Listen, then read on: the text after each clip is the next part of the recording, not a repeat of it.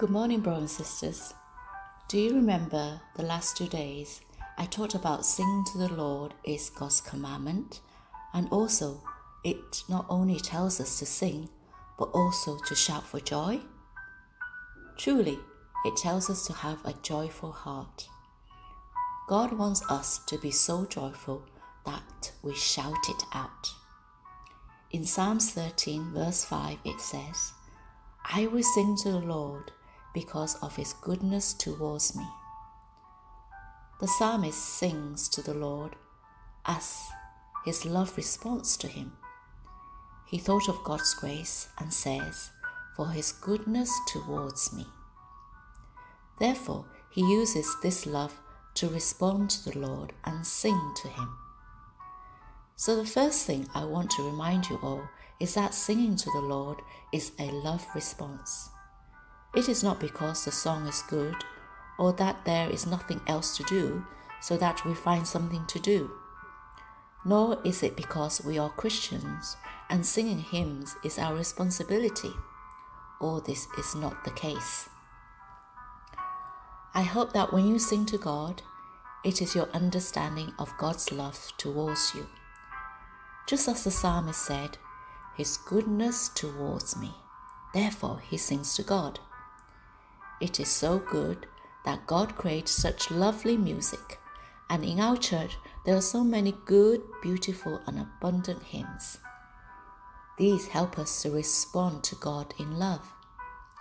Therefore, when we sing, don't just think of the lyrics or how to sing it, but to use your heart through the lyrics to respond to God's love, to show your heart towards him.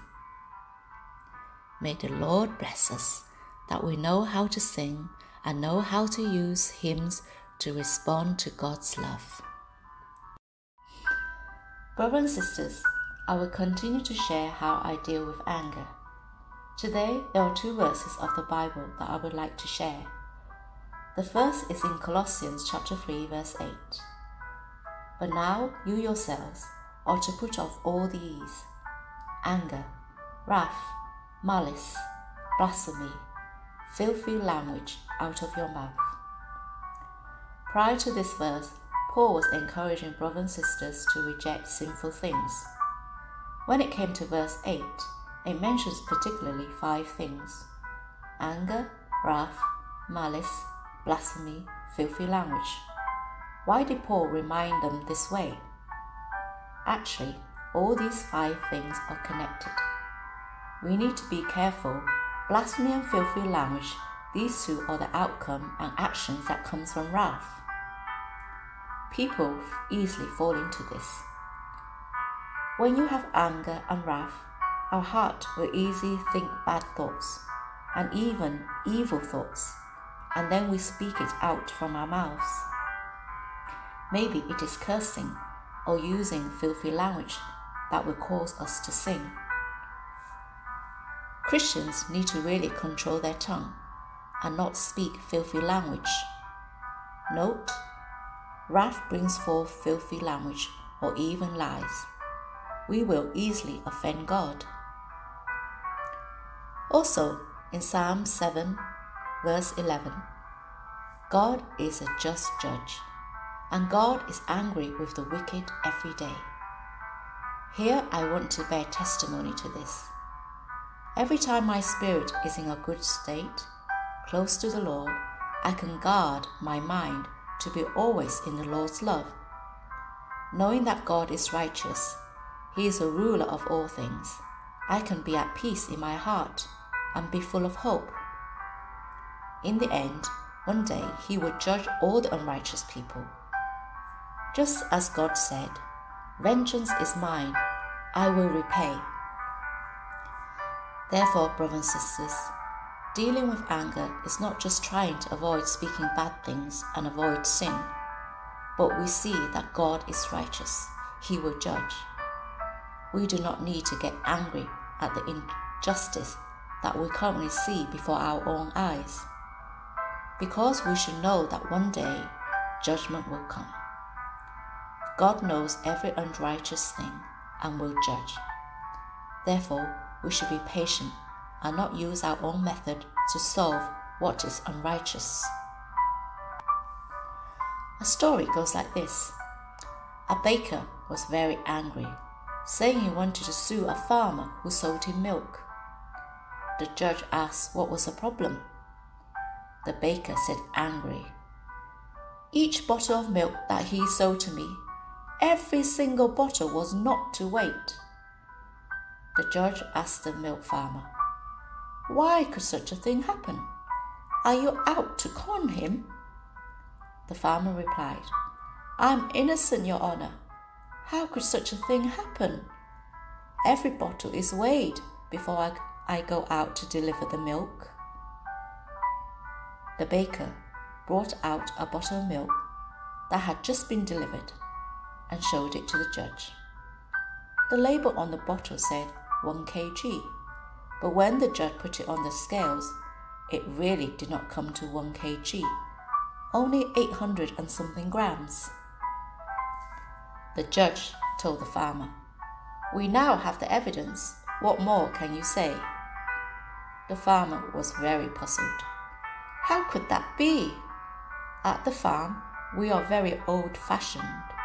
We do not have modern weighing machines. We use an old balance scale, which I use every time to weigh the milk before I deliver it into town. "Balance scales," said the judge. "Bring your weights over for us to have a look. The weights you have been using may not be accurate." The farmer embarrassingly replied, "Your Honor, I'll not hide this from you, but last month my son lost one of the weights." The judge was beginning to lose his patience and said, "What? He lost it? Why then did you say that before you delivered the milk you had weighed it?" The farmer truthfully replied, "This month I've been using the baker's 1 kg bread as a weight for the balance to weigh the milk. Every day when I deliver the milk to the baker, I bought a 1 kg loaf of bread back for my food supply. My family used this bread as a weight on the balance to weigh the milk." From this, the judge understood. He looked at the baker. "Will you still continue to sue him? If you still want to persist, then bring the 1 kg bread from your shop and let me weigh it." The baker, on hearing this, went red in the face and said, "Oh, never mind. I will not sue." When the baker said he was going to sue and went into a rage that he had been deceived, he did not face the fact that he had committed the same wrong that he was accusing another for. Instead of accusing others, why not examine yourself first? This is a teaching from the Bible.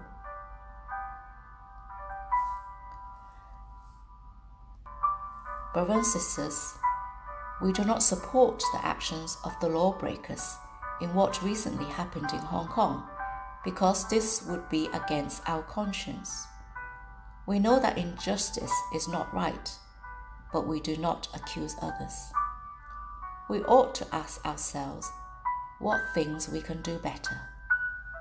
Brothers and sisters, don't just throw a temper, but on the contrary, think of what wrongs others committed to understand and know yourself. I hope that we seek the truth and walk in God's will. May the Lord bless you all. May the Lord bless Hong Kong.